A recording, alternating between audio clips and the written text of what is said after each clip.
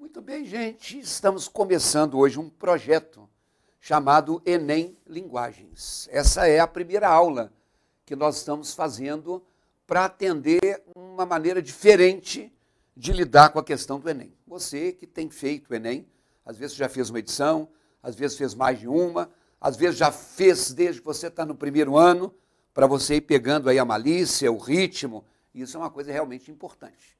Então, não acho que seja do desconhecimento de vocês, pelo contrário, você já deve ter ouvido dizer que das provas do Enem, aquela que tem a vida inteira, sempre teve o menor desempenho, é a prova de linguagens.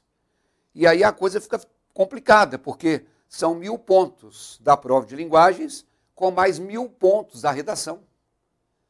Então, quer dizer, a nota prioritária, e que praticamente, embora vocês não caiam a ficha, é a nota de linguagens. Ah, não, mas porque eu sou da área, eu vou fazer medicina. Aí você fica ralando, estudando biologia, estudando química, óbvio que é importante. Mas se você pensar que biologia, física e química, somadas, valem os mesmos 1000 da prova de linguagens, matematicamente falando, você está investindo suas fichas no lugar errado. Da mesma maneira que você, sendo de humanas, vou estudar história e geografia, somadas valem 1000 pontos. Então, as provas que são integrais são as provas de linguagens e de matemática. E linguagens mais ainda em função da redação. E aí a pessoa não estuda, porque ela fala, não, para que eu vou estudar? Enem, não precisa de estudar. Nós só temos, na prova do Enem, a única coisa que existe lá é texto. E texto não tem como estudar. Então, eu montei o seguinte projeto. A partir de agora, cada aula dessa nós vamos ter uma questão do Enem. Nós vamos comentar a questão do jeito que ela caiu. E logo em seguida eu vou pegar um aspecto tirado do próprio texto para a gente trabalhar coisas que você fala assim, não vão cair na prova, não vão. Mas você tem 200 pontos da competência 1 na sua redação destinados à utilização da norma culta. E nós precisamos dominar isso aí. Então, começando essa nossa primeira questão, é uma questão do Enem de 2022, que está na sua tela, e que diz assim: o Recife fervilhava no começo da década de 90 e os artistas trabalhavam para resgatar o prestígio da cultura pernambucana. Vem cá. Essa primeira frase de um texto é o que se chama tópico frasal. O tópico frasal é a primeira frase de um parágrafo e ele tem uma função. Ele antecipa para nós qual vai ser o assunto do texto. Ele antecipa para nós qual vai ser o tema do texto. E aí, de acordo com esse tópico frasal, você tem uma noção do tom do texto. Se ele fala que no começo da década de 90, o Recife fervilhava e os artistas queriam resgatar o prestígio da cultura pernambucana, você está vendo que essa frase te deu uma informação. Então, isso é um texto expositivo. Cai muito tipologia textual no Enem. Então, o texto expositivo é aquele texto que presta algumas informações. Frase 2, aí na sua tela. Era preciso se inspirar, literalmente, nas raízes sobre as quais a cidade se construiu. Foi aí que, em 1992, com a publicação de um manifesto escrito pelo músico e jornalista Fred 04, da banda Mundo Livre S.A., nasceu o Mangue Beat. Então, vem cá. Ele continua sendo um texto informativo, que ele fala que eles resolveram resgatar o prestígio da cultura pernambucana. Aí, no ano de 1992, criou-se um manifesto, colocou o nome do autor do manifesto, Fred 04, a banda de que ele participava, a banda Mundo Livre, e um conceito, o Mangue Beat. Vamos ver o que é o Mangue Beat aí na leitura do texto. O nome vem de mangue, vegetação típica da região, e beat, para apresentar as batidas e influências musicais e o que o movimento abraçaria a partir dali. Então, quer dizer, o cara fez um manifesto, criou uma modalidade, deu o nome de Mangue Beat, aproveitando regionalidade e a batida, porque a partir dali o movimento abraçaria certas influências musicais. Prosseguindo. Era a hora e a vez de os caranguejos, aos quais os músicos recifenses gostavam de se comparar, mostrarem as caras. O maracatu e suas alfaias se misturavam com as batidas do hip hop, as guitarras do rock, elementos eletrônicos e o sotaque recifense de Chico Science. Então, continua dando informação. Quer dizer, eles fariam uma mistura em que haveria alguma coisa do maracatu, ritmo típico pernambucano, haveria hip hop, uma coisa mais moderna, haveria guitarra do rock, quer dizer, uma outra vertente, haveria elementos eletrônicos, mais moderno ainda, e aí colocaram um cantor com sotaque recifense chamado Chico Science. Todo esse texto é um texto informativo. Continuando. A busca pelo novo rendeu uma perspectiva diferente do Brasil ao olhar o Recife. A cidade deixou de ser um lugar apenas do frevo e do carnaval, transformando-se na ebulição musical que continua a acontecer mesmo após os 25 anos do lançamento do primeiro disco da Nação Zumbi, chamado Da Lama ao Caos. Então aí, esse texto, né, tirado de uma revista chamada Revista Esquinas, no ano de 2019 para uma prova de 2022. Na verdade, existe um banco de questões que são feitas várias questões, pois eles montam as provas e pegam do banco. Quer dizer, 2019 não é tão para trás assim, mas esse foi o Enem de 2022. E aí ele faz essa consideração. Então nós vamos colocar aqui primeiro, né, que esse texto que a gente acabou de ler é um texto que se classifica como um texto dissertativo,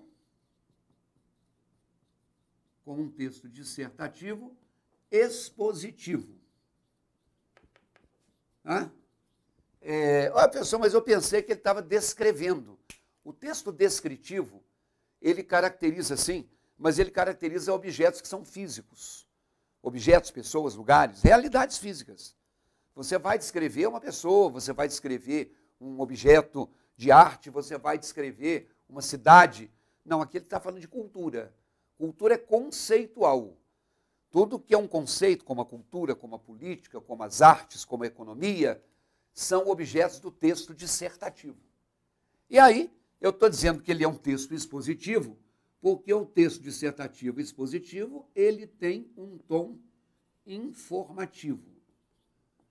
O objetivo de um texto que você lê e está te informando é ser um texto dissertativo, expositivo ou informativo. Outra coisa, uma coisa que o Enem cobra muito, a função da linguagem predominante num texto expositivo é a chamada função referencial. Quer dizer, ele está fazendo referência a um movimento cultural chamado Mangue Beat. Então, todo texto expositivo tem características informativas e tem o predomínio da função referencial. Por exemplo, esse texto faz uso de dados, como datas, né, como localização geográfica, como, né, nomes reais. Tem o nome da banda, tem o Chico Science, que são, muitas vezes, os argumentos de autoridade. Ele não inventou essa data, ele não inventou o lugar, ele não inventou o nome do cantor ou o nome da banda, ele não inventou o nome do estilo, ele está nos informando. Então, acredito eu que vocês saberiam acertar essa modalidade aí. Agora, veja o que foi que o Enem cobrou na tela. Chico Science foi fundamental para a renovação pernambucana. Fato que se deu pela. Aí vocês vão ter as opções. Será que ele foi fundamental para a renovação?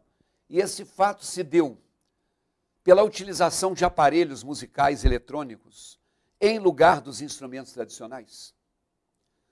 Será que foi pela ocupação de espaços da natureza local para a produção de eventos musicais memoráveis? Será que foi pela substituição das antigas práticas musicais, como o frevo, por melodias e harmonias inovadoras? Será que foi pela recuperação de composições tradicionais folclóricas e a sua apresentação em grandes festivais? Ou será que foi pela integração de referenciais culturais de diferentes origens, criando uma nova combinação estética?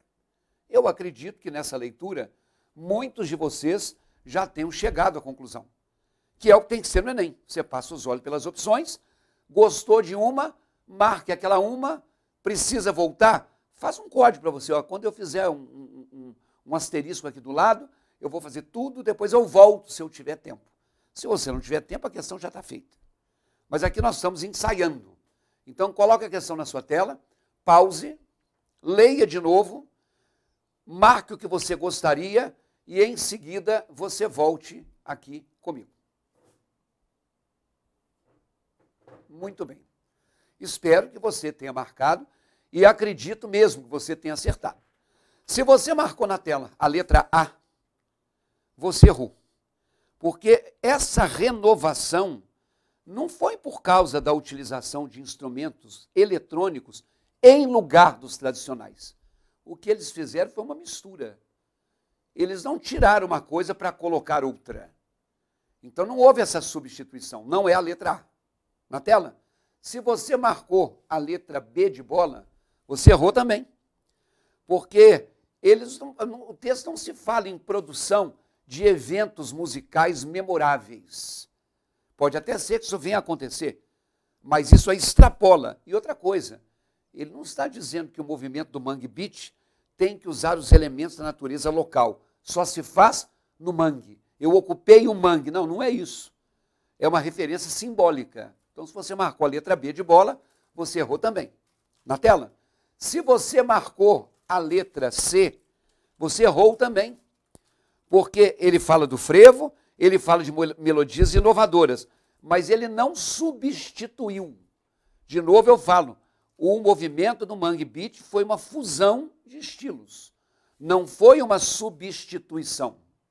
Agora, se você marcou a letra D de dado, vejam a letra D, você também errou, porque não se fala no texto, assim como se fala de eventos musicais memoráveis, o texto não fala de apresentação em grandes festivais. Isso quer dizer que você acertou se você pensou na letra E. Integração de referenciais culturais de diferentes origens, tem o rock, tem o maracatu, tem a música eletrônica, criando uma nova combinação estética. Então a letra E, que ficou verdinha aí, é a resposta dessa nossa questão número 1. Imagino eu que a maioria dos candidatos que tenha feito essa edição de 2022 tenha conseguido acertar essa questão. Eu não acho que ela é uma questão impossível. O problema do Enem é que demanda tempo. Você tem que estar bem disposto, você não pode ficar perdendo tempo quando a questão está confusa para você, você tem que ganhar no volume.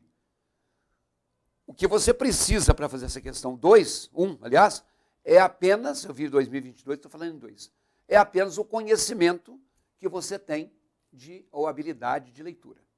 Bom, mas eu disse que o nosso curso se baseará na resolução comentada da questão, como a gente fez aqui agora, e em seguida, na sua tela, eu vou pegar um trecho do texto. O Recife fervilhava no começo da década de 90 e os artistas trabalhavam para resgatar o prestígio da cultura pernambucana. Todo o texto, obviamente, é formado de orações, de períodos, de parágrafos, né? E a sua redação, aquela que você busca a nota 1000, também segue esse preceito.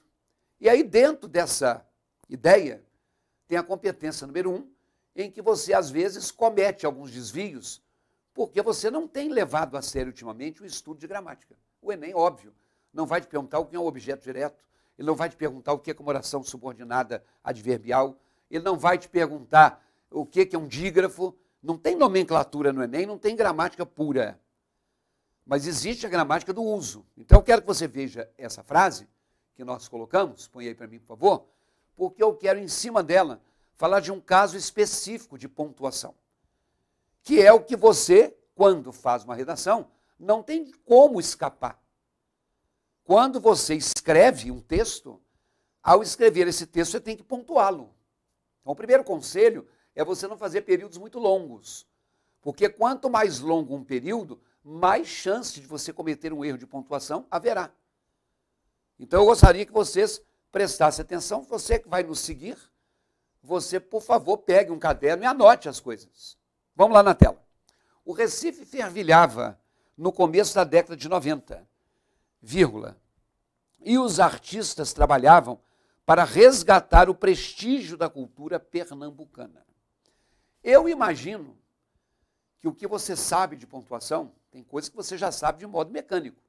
Aliás, saber português é saber as coisas mecanicamente. E eu imagino que uma das coisas mecânicas que você saiba é exatamente essa, de que antes do conectivo E, a gente não usa vírgula. E você está vendo aí na tela que eles colocaram uma vírgula. O Recife fervilhava no começo da década de 90, vírgula.